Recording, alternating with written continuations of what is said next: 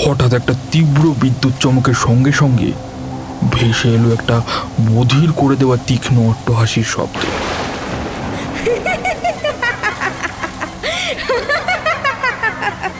আমি অবাক হয়ে সেইখানেই দাঁড়িয়ে রইলাম চুপ করে।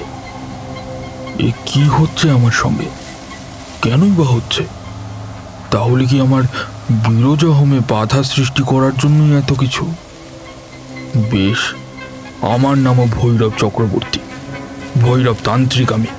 আমিও দেখব কিভাবে আমায় আটকায়। আমি তখনই আমার ইষ্টদেবী তারার নাম জপ করতে শুরু করলাম। জয় তারা, জয় তারা, মা, মা রে রক্ষা কর মা, সব বিপদ কাটিয়ে দে মা, জয় তারা। সাথে সাথে ঝড়ের দাপট ক্ষীণ হতে হতে একেবারে মিলিয়ে গেল। পরিবেশে সেই আষ্টে দুর্গন্ধটাও আর নেই। আশেপাশের জঙ্গল থেকে আবার ঝিঝির ডাক শুরু হয়েছে। আমি আবার বাড়ির পথে হেঁটে চললাম।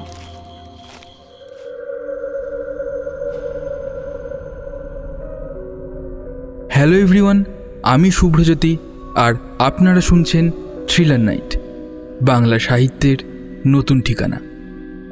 আজ আমাদের নিবেদন বিভূতিভূষণ বন্দ্যোপাধ্যায়ের লেখা বিরজা হোম ও তার বাধা অবলম্বনে ভৈরবতান্ত্রিক ও বিরজা হোম।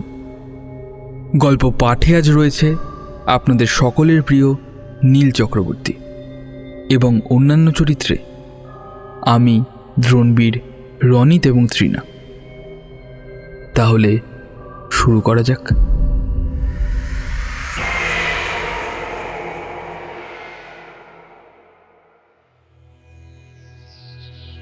ভৈরব চক্রবর্তীর মুখে এই গল্পটা শোনা অনেকদিন আগের কথা। বোয়ালে কদরপুর অর্থাৎ খুলনা হাই স্কুলের আমি তখন শিক্ষক। সবে কলেজ থেকে বার হয়ে সেখানে গিয়েছি। ভৈরব চক্রবর্তী ওই গ্রামের একজন নিষ্ঠাবান সেকেলে ব্রাহ্মণ পণ্ডিত। সকলেই তাকে শ্রদ্ধা করত এবং যথেষ্ট মান্যগণ্য করত। এক প্রহর ধরে জপ আহ্নিক করতেন তিনি। শূদ্র যাজক ব্রাহ্মণের জল স্পর্শ করতেন না। মাসে একবার বীর্যা হোম করতেন। টিকিতে ফুল বাঁধা থাকত দুপুরের পরে। সপাক ছাড়া কারোর বাড়িতে কখনো খেতেন না।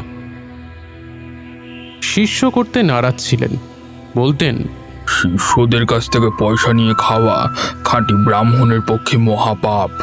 আরেকটি কথা, ভৈরব চক্রবর্তী ভালো সংস্কৃত জানতেন, কিন্তু কোনো স্কুলেই পণ্ডিতি করেননি কখনো।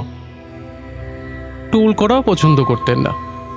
ওতে নাকি গভর্নমেন্টের দেয় বৃত্তির দিকে বড় মন চলে যায়। টোল ইন্সপেক্টরের খোসামত করতে হয়।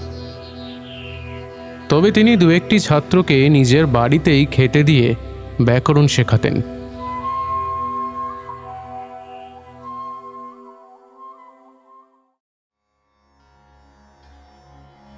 বর্ষা সেবার নামে নামে করেও নাম ছিল না। দিনে রাতে গুমোটের দরুন আমরা কেউ ঘুমোতে পারছিলাম না। হঠাৎই সেই দিন একটু মেঘ দেখা দিল উত্তর পূর্ব কোণে। বেলা তখন প্রায় 3টে। স্কুল খুলছে গ্রীষ্মের ছুটির পরে, কিন্তু এত দুর্দান্ত গরম যে পুনরায় সকালে স্কুল করার জন্য ছেলেরা তদবির করছে। মাস্টারদেরও উস্কানি আছে তাতে 12 আনা।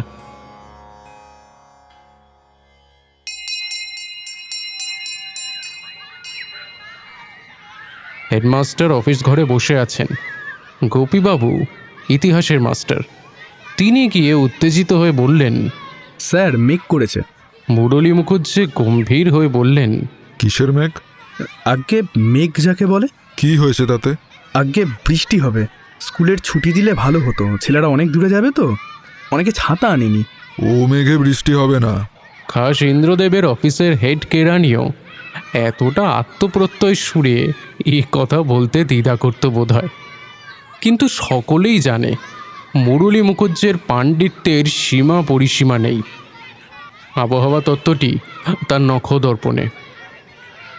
গোপীবাবু দমে গিয়ে বললেন, বৃষ্টি হবে না? না, হবে না। কেন স্যার? বেশ মেঘ করেছে তো। মেঘের আপনি কি বোঝেন? না, ওকে বলে তাঁত মেঘ। ও মেঘে বৃষ্টি হবে না। আমিও পাশের শিক্ষকদের বিশ্রাম কক্ষ থেকে জানলা দিয়ে মেঘটা দেখছিলাম এবং আসন্ন বৃষ্টির সম্ভাবনায় পুলকিত হয়ে উঠলাম। মুরলী মুখুজ্জের নির্ঘাত রায় শুনে আমি তাড়াতাড়ি বাইরে এসে বললাম, স্যার কিছু মনে করবেন না, বৃষ্টি কিন্তু হবে বলেই মনে হচ্ছে।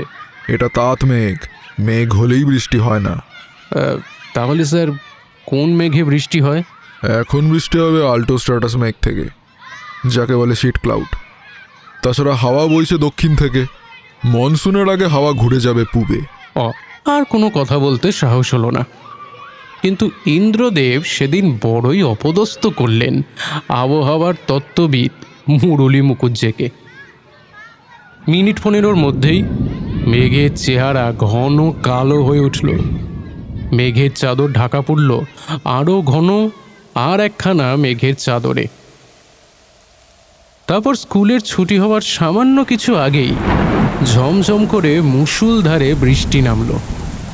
পুরো 2 ঘন্টা খাল, বিল, নালা, ডোবা ভাসিয়ে রাম বৃষ্টি হওয়ার পরে বেলা 5:30টার সময় আকাশ ধরল। ছেলেরা তখনও পর্যন্ত স্কুলেই আটকে ছিল। কোথায় আর যাবে? সবাই আমরা আটকে পড়েছিলাম। গোপীবাবু জয় গর্বে উৎফুল্ল হয়ে মুরলী মুখুজ্জিকে গিয়ে বলল, দেখলেন স্যার, তখন বললাম বৃষ্টি আসবে, তখন ছুটিটা দিয়ে দিলে এমন আর হতো না। মুরলী মুখুজ্জে শেষটায় বললেন, অমন হয়ে থাকে। ইতিহাস পড়ান তো, হায়ার ম্যাথামেটিক্স পড়ালে বুঝতেন, জগতে স্পেস অ্যান্ড টাইমে এমন অনেক আশ্চর্য ঘটনা ঘটেই থাকে। এবছরে ম্যাথামেটিক্যাল গ্যাজেটে এডওয়ার্ড গার্নেটের প্রবন্ধ পড়ে দেখবেন, তাহলেই বুঝতে পারবেন। বুঝলেন? সেটা কি স্যার? অ্যালিস ইন ওয়ান্ডারল্যান্ড পড়েছেন তো? অঙ্কশাস্ত্রে অ্যালিস থ্রু দ্য লুকিং গ্লাসের পরীক্ষা আর কি, পড়ে দেখুন। গোপীবাবু চলে গেলেন। অঙ্কশাস্ত্রের কথা উঠলেই স্বভাবত তিনি সংকুচিত হয়ে পড়েন। বৃষ্টি থেমেছে। স্কুল থেকে বেরিয়ে গোপীবাবু আর আমি বাড়ির পথে চলেছি। দুজনেই আমরা মনে মনে বড়ই খুশি। হেডমাস্টারকে আজ বড় জব্দ করা গেছে। রোজ রোজ কেবল চালাকি। এমন সময় ভৈরব চক্রবর্তীর বাড়ির দাওয়ায় দেখি ভৈরব চক্রবর্তী দাঁড়িয়ে। তার মন আজকে খুব খুশি। আমাকে দেখে তিনি ডাকলেন, এই যে ননীবাবু, আছেন কেমন? আরে চক্রবর্তী মশাই যে, এই ভালোই আছি। বেশ বেশ, তা কেমন বৃষ্টি হলো বলুন? তা বেশ ভালোই হলো। হবে না? আজ প্রায় 3 দিন থেকে হোম করছি বৃষ্টির জন্যে, না হয়ে যাবে কোথায়? অবশ্য বৃষ্টির পিতৃদেব কে তা ভালো জানা নেই আমার। বললাম, বলেন কি? তাহলে তো হোমের ফল ফলেছে বলতে হয়। কথার মাঝেই গোপীবাবু অস্ফুট স্বরে বললেন, লাগে তাক, না লাগে তুক। ভৈরব চক্রবর্তী কথাটা শুনতে পেয়ে বললেন, মাস্টারবাবুরা আসুন আসুন, ভেতরে আসুন, দেখাই আপনাদের। গোপীবাবু আর আমি দুজনে গিয়ে দাওয়ার ওপরে বসলাম। মনটা বেশ ভালো। দুঃসহ গরমের পর প্রচুর বৃষ্টি হয়ে দিনটি একেবারে ঠান্ডা হয়ে গেছে। আজ 15 দিন দারুণ গুমট। রাতে ঘুমোয়নি। গোপীবাবু বললেন, আজ খুব ঘুম হবে, কি বলেন? হ্যাঁ, সে আর বলতে। ভৈরব চক্রবর্তী আমাদের ঘরের মধ্যে নিয়ে গেলেন। সেখানে সত্যি হোমের আগুনের কুণ্ড রয়েছে, বালি বিছিয়ে তৈরি। বেল কাঠ আর যজ্ঞি ডুমুরের ডালের বাড়তি যজ্ঞের কাঠ একপাশে গোছানো, পূর্ণ পাত্রে সিধে সাজানো। তামার টাটে সাজানো রয়েছে নারায়ণ শিলা, সিঁদুর। তামার বড় থালায় বেলপাতা। হোম হয়ে গিয়েছে, উপকরণ এদিক ওদিক ছড়ানো। ভৈরব চক্রবর্তী বললেন, দেখলেন তো মাস্টারবাবুরা, হোম করার ফল আছে কি না? গোপীবাবু বললেন, আচ্ছা, আপনি অলৌকিক কিছুতে বিশ্বাস করেন? নিশ্চয়ই, নিজের চোখে দেখা নিজের চোখে? কত যে অপদেবতার কাণ্ড দেখেছি পঞ্চমুণ্ডির আসনে জপ করার সময়, তার কোনো শেষ নেই। বাবা, বলেন কি? তো বলুন না কয়েকটা ঘটনা, বেশ লাগবে। না, থাকবে, সেসব বলবো না। কিন্তু আজ 1 বছরও হয়নি বুঝলে, একটা অলৌকিক কাণ্ড দেখেছিলাম আমার এক যজমানের বাড়ি। সেটাই বরং বলি। একটু চা করতে বলি নাকি? এমন সময় আবার কালো মেঘ করে বৃষ্টি শুরু হলো। অন্ধকার হয়ে এলো চারিদিক, ঝড় উঠল প্রচণ্ড। ছচ্ছর করে পাকা জাম পড়তে লাগলো চক্রবর্তী মশাইয়ের বাড়ির সামনের গাছটা থেকে। নতুন জলে ব্যাঙ ডাকতে লাগলো চারিদিকে। চা এলো। আমরা ছাতি নিয়ে বেরোইনি, এই বৃষ্টি মাথায় করে যাওয়ার কোনো উপায় নেই। বেশ জমিয়ে গল্প শুনবার জন্য ভৈরব চক্রবর্তীর মাটির দাওয়ায় মাদুরের ওপরে বসে গেলাম আমরা। ভৈরব চক্রবর্তী আমাদের চা দিয়ে তামাক সেজে নিয়ে এলেন। তারপরে শুরু করলেন তার গল্প। সে গত বছর ভাদ্র মাসের কথা বুঝলেন, এখনো বছর ঘোরেনি। আমার এক যজমানের বাড়ি থেকে খবর পেলাম তার একটি মেয়ের বড় অসুখ। আমাকে তার বাড়িতে গিয়ে বিরজা হোম করতে হবে মেয়েটির জন্য। বিরজা হোমে পূর্ণ আহুতি দিলে শক্ত রোগীও ভালো হয়ে যায়। আমি আগেও এমন অনেক সারিয়েছি।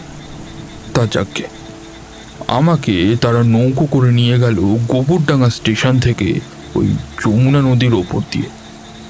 অজপাড়াকা ঘর কত ব্রাহ্মণ ও বেশিরভাগ গোয়ালা ও বুনোদের বাস। যমুনার ধারেই গ্রাম। গ্রামের মেয়েরা নদীর ঘাটে স্নান করতে আসে। তা গ্রামের নামটা কি? শাওবেড়ে। তা গ্রামে গিয়ে পৌঁছালাম প্রায় বিকেল নাগাদ। খুব বন জঙ্গল গ্রামের মধ্যে। একটা ভাঙা শিব মন্দির আছে, সেখানে ছোট ইটের তৈরি। মন্দিরের মাথায় বট অশ্বত্থের গাছ গজিয়েছে। চামচিকে নাদিতে আকণ্ঠ ডোবা অবস্থায় প্রকাণ্ড বড় একটা শিবলিঙ্গ বসানো মন্দিরের মধ্যে। পুজো বন্ধ হয়ে গিয়েছে প্রায় বহুদিন হলো। এই সময় আমাদের জন্য ভৈরব চক্রবর্তীর বড় মেয়ে শৈল চাল ভাজা আর ছোলা ভাজা নিয়ে এলো, তেল নুনে মেখে। ভৈরব চক্রবর্তী বিপত্নিক। তার মেয়ে শ্বশুরবাড়ি থেকে এসেছে সবে কদিন হলো। এমনিতে তিনি নিজেই রান্না করে খান। আমরা সকলেই খাবার খেতে আরম্ভ করে দিলাম, সেই সঙ্গে ভৈরব চক্রবর্তীও। এখনো দিব্যি দাঁতে জোর। ওই বয়সেও যে এমন চাল ছোলা ভাজা খেতে পারে, তার দাঁত বহু দিনেও নষ্ট হবে না। তিনি খেতে খেতে বলে চললেন, এই শিব মন্দিরটার কথা মনে রাখবেন, এর সঙ্গে আমার গল্পের সম্পর্ক আছে। যাই হোক, আমরা গিয়ে যজমানের বাড়িতে উঠলাম। হাত পা ধুয়ে জল খেয়ে ঠান্ডা হওয়ার পর গৃহস্বামী একটা ঘরে আমাদের নিয়ে গেলেন।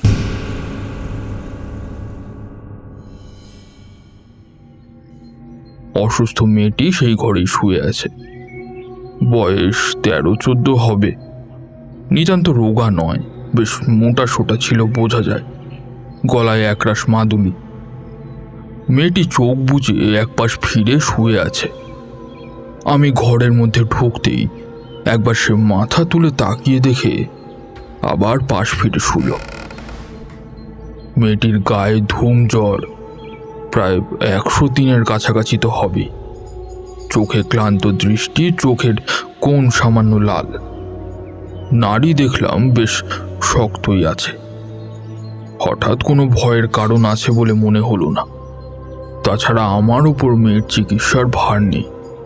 আমি শুধু এসেছি হোম করতে। গৃহস্বামী বললেন, মেয়েটার যে কি হলো কিছুই বুঝতে পারছি না ঠাকুরমশাই। ওকে আপনি আশীর্বাদ করুন, ওর মাথায় পায়ের ধুলো দিন।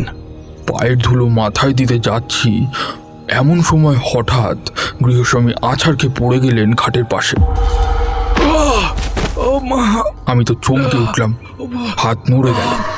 লোকজন দৌড়ে এলো কি হয়েছে সেটা দেখতে।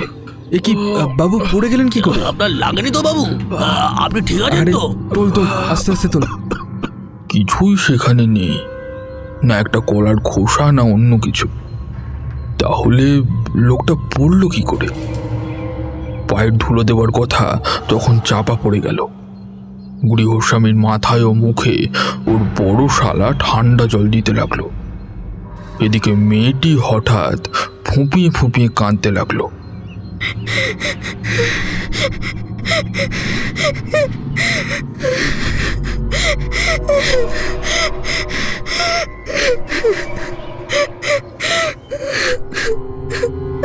সে এক হইচই ব্যাপার। আমার মনটা খারাপ হয়ে গেল। আমি তান্ত্রিক, হোম করি, কিছু কিছু দৈব ঘটনাও বুঝি। লক্ষণ প্রতিলক্ষণ, চিহ্ন আর ইঙ্গিত, এই নিয়েই হলো দৈব। গোড়াতেই এর লক্ষণ কেমন যেন খারাপ বলে মনে হলো। তবে কি হোম করব না?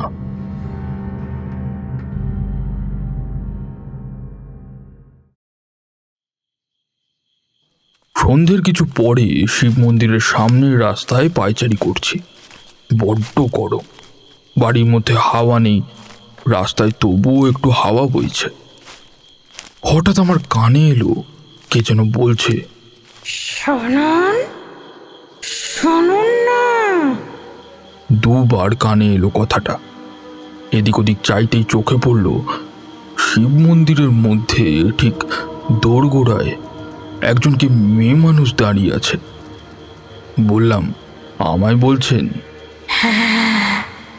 ওই খোকের জন্য বিরজা হোম করবেন না, ও বাঁচবে না। কে আপনি? আমি যেই হই, যদি ভালো চান তাহলে হোম করবেন না। কেন? এর চেয়ে বেশি কিছু আমি বলতে পারবো না। আপনি এখান থেকে চলে যান, চলে যান আপনি এখান থেকে। আমি ভীষণ অবাক হলাম। নির্জন অন্ধকার ভাঙা মন্দির, সেখানে একজন মেয়ে মানুষ আসবে কি করে? এমন আশ্চর্য কথাই বা বলবে কেন? আমার খানিকটা রাগও হলো। আমার ইচ্ছের ওপর বাধা দেয় এমন লোককে। মানুষ তো দূরের কথা, অপদেবতাকেও কখনো গ্রাহ্য করিনি আমি। মায়ের আশীর্বাদে সবই সম্ভব হয়। ভৈরব চক্রবর্তীকে ভয় দেখানো অত সহজ নয়। আমি তাকে দুটো বেশ করে কথা শোনাবো বলে তাকালাম, কিন্তু কোথায় সে মেয়েটি? যেদিকেই চোখ যায় কেবল গভীর কালো অন্ধকার, কোনো জনপ্রাণীর চিহ্নই নেই। তাহলে কি মনের ভুল? এইসব ভাবতে ভাবতেই বাড়ির পথে হাঁটছি। এমন সময় হঠাৎ কোত্থেকে একটা ঠান্ডা দমকা হাওয়া এসে আমার ঘোর ভেঙে দিয়ে গেল। সাথে সাথে নাকে এলো একটা আষ্টে গন্ধ। উফ, কি গন্ধ! আমি নাকে কাপড় চাপা দিয়ে এগোচ্ছি। এমন সময় কথা নেই বার্তা নেই, কোত্থেকে প্রচণ্ড ঝড় উঠল। সে কি ভীষণ ঝড়! গাছপালাগুলো যেন উপড়ে পড়বে এক্ষুনি। হঠাৎ একটা তীব্র বিদ্যুৎ চমকের সঙ্গে সঙ্গে ভেসে এলো একটা বধির করে দেওয়া তীক্ষ্ণ অট্টহাসির শব্দ।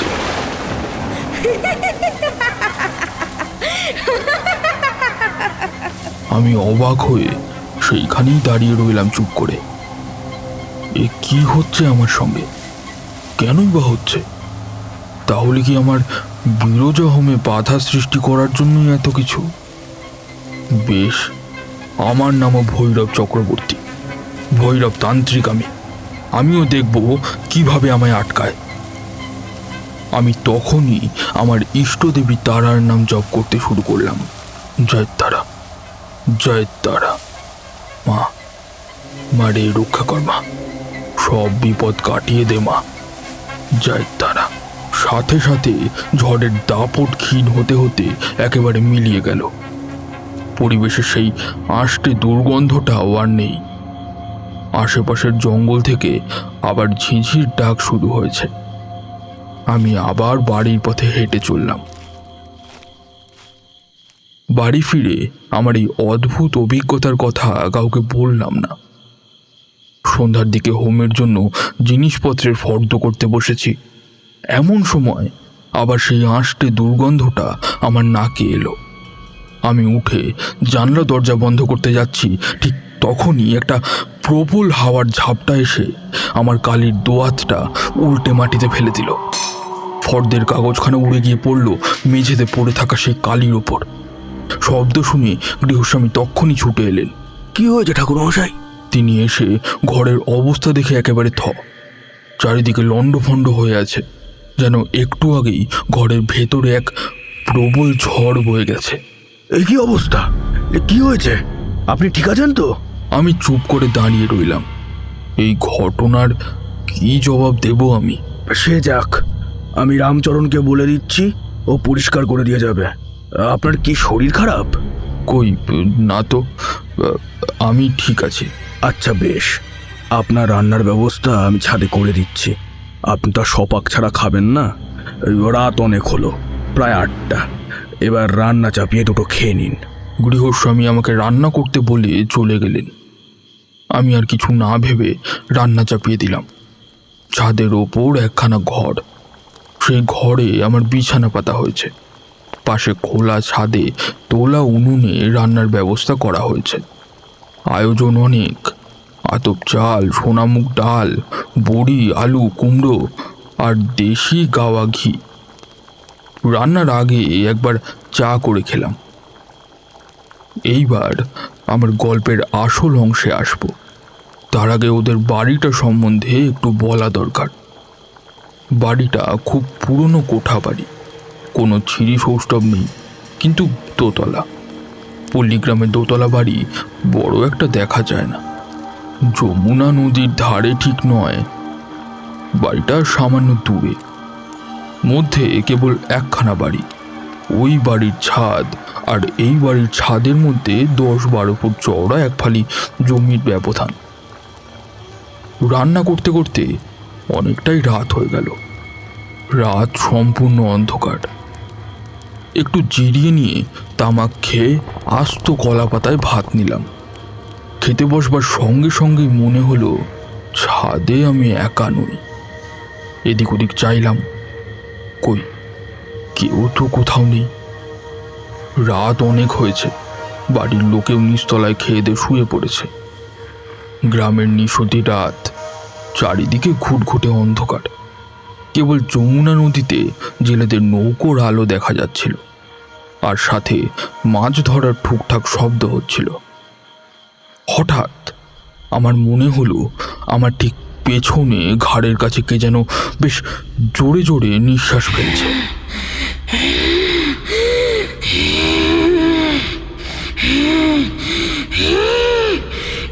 চমকে পেছন ফিরে তাকালাম, কই কেউ তো নেই। তাহলে কি মনের ভুল? কি জানি, আজ যা সব ঘটছে। এইসব ভাবতে ভাবতে হঠাৎ নজরে পড়ল সামনে ছাদের ধারে ওটা ওটা কি গাছ? কালো মতো, লম্বা, অনেকটা ওই তাল গাছের মতো। কি গাছ ওটা? এতক্ষণ ছাদে বসে রান্না বান্না করছি, কই অত বড় গাছ তো আগে নজরে পড়েনি। ছিল নিশ্চয়ই, নয়তো এখন দেখছি কি করে। কিছুক্ষণ আগেও যখন চা খেলাম, তখন দুটো বাড়ির মধ্যেকার ওই রাস্তাটা দিয়ে একখানা গরুর গাড়ি ক্যাঁচ ক্যাঁচ শব্দ তুলে যাচ্ছিল। আমাকে ওই শব্দের ওইদিকে তাকাতে হয়েছিল, কিন্তু কই তখন তো অত বড় তাল গাছ দেখিনি। না, দেখলে অবশ্যই মনে থাকতো, কিন্তু তাল গাছটা এমনভাবে, ও কিরকম তাল গাছ? ও কি? বুকটা ধড়াস করে উঠল। আমি ততক্ষণে বিভীষিকা দেখে ভাত ফেলে লাফিয়ে উঠেছি। তাল গাছ নয়, এখনো ভাবলে গায়ে কাটা দেয়। যদিও আমার নাম ভৈরব চক্রবর্তী, একজন তান্ত্রিক, কিন্তু যা দেখলাম সেটা অকল্পনীয়। পিছনের ছাদের কার্নিশের ওপর দাঁড়িয়ে এক বিরাট দৈত্যকার ছায়ামূর্তি, বড় বড় হাত পা, মাথাটা খানিকটা ওই ঢাকাই জ্বালার মতো, চোখ দুটো আগুনের ভাটার মতো জল জল করছে, যেন আগুন ঠিকরে পড়ছে সেখান থেকে। ছায়ামূর্তিটা একদৃষ্টে আমার দিকে তাকিয়ে আছে। ভালো করে চেয়ে দেখলাম, দুবার চোখ রগড়ালাম, দুবার চাখে কি এমন হলো। ওই তো সেই বিরাট তাল শাল নারকোল গাছের মতো বেখাপ্পা অপদেবতার মূর্তি বিরাজ করছে সামনে, জমাট অন্ধকারের মতো। এবার আরো ভালো করে দেখলাম। প্রথমটা মনে হয়েছিল মূর্তিটা বুঝি পেছনের বাড়ির ছাদে দাঁড়িয়ে রয়েছে, কিন্তু না, সেটা ঠিক পিছনের ছাদে দাঁড়িয়ে নেই। দুই বাড়ির মাঝখানের যে ফাঁক রয়েছে সেখানেই দাঁড়িয়ে রয়েছে বলা যায়, কারণ ওই মূর্তির নাভিদেশ থেকে ওপর পর্যন্ত আমার সামনে, আর তার নিচের অঙ্গ প্রত্যঙ্গ আমার দৃষ্টিরেখার আড়ালে। এ বর্ণনা করতে যত সময় লাগলো অতটা সময় লাগেনি আমার বার কয়েক জীবটাকে দেখতে। 1 থেকে 10 গুনতে যতটা সময় লাগে অতটাই। আমি বলতে পারি অন্য যে কেউ ওই বিকট অপদেবতার মূর্তি ওই অন্ধকারে নির্জন ছাদে গভীর রাতে দেখলে তাকে আর ধানের গোলার ভাত খেতে হতো না পরদিন। আমি বহু অপদেবতা দেখেছি, পঞ্চমুণ্ডির আসনে বসলে জপের শেষের দিকে ভয় দেখাতো, কিন্তু সে ধরনের বিকট ও বিরাট ব্যাপার নয়। ভয় পেয়ে গেলাম, দাঁত মুখ লেগে এলো প্রায়। আর একটু হলেই চোখের অন্ধকার দেখে পড়ে যাই আর কি, আর পড়লেই ব্যাস ভবলীলা সাঙ্গ হয়ে যেত। দুর্বল মানুষেরা মরে ওদের হাতে, মন সবল হলে ওরাই পালায়। নিজেকে তক্ষুনি সামলে নিলাম, তারা মন্ত্র জপ করতে লাগলাম জোরে জোরে। জয় তারা, জয় তারা, মা রক্ষা কর, মা রক্ষা কর, তুই ওকে মুক্তি দে, মা মুক্তি দে, জয় তারা। সেই দিকে চেয়ে মন্ত্র জপ করতে করতে ক্রমে মূর্তি মিলিয়ে গেল অন্ধকারে। মূর্তিটা আমার সামনে সশ্রদ্ধে দাঁড়িয়েছিল। 1 থেকে 30 গুনতে যতটা সময় নেয় ঠিক ততটা, এর চেয়ে বেশি হবে না। সেটা মিলিয়ে যেতে আর একবার চোখ রগড়ালাম, না, কিছুই নেই সামনে। সামনে তখন নিকষ কালো অন্ধকার।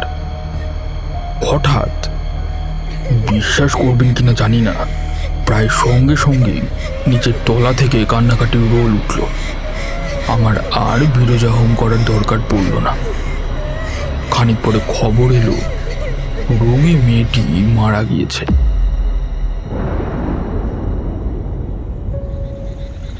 তখনই এই ব্যাপারে ব্যাখ্যা দিতে আমি রাজি নই। যা ঘটেছিল অবিকল তাই বললাম। এবার বিশ্বাস করবেন কি করবেন না সেটা সম্পূর্ণ আপনাদের বিষয়। তারপর বাড়ি ফিরে এলাম, তবে বেশ কিছুদিন সাধনায় মন বসাতে পারিনি।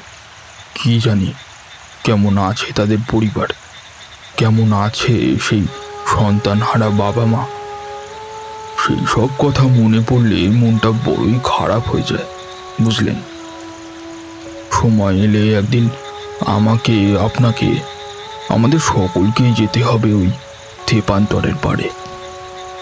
প্রকৃতির চিরন্তন সত্যকে বাধা দেয় কার সাধ্য? ভৈরব চক্রবর্তী এক দৃষ্টি তাকিয়ে রইলেন বাইরের দিকে। বাইরে তার বাগানের একটি ছোট্ট চারা গাছ ঝড়ে উপড়ে পড়েছে। তাকিয়ে দেখলাম বৃষ্টি প্রায় ধরে এসেছে। ভৈরব চক্রবর্তীর কাছ থেকে বিদায় নিয়ে আমরা ফিরে চললাম বাড়ির উদ্দেশ্যে।